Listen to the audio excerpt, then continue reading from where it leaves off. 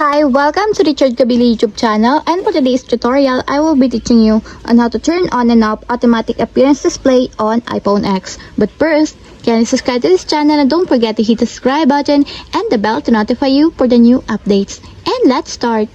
Using your iPhone X from your home screen first, go to Settings. Then into Settings, scroll down and find the Display and Brightness, then Top.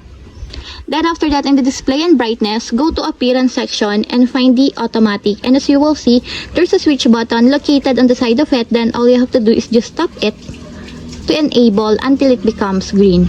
And if you want to turn off or disable, just tap again the switch button.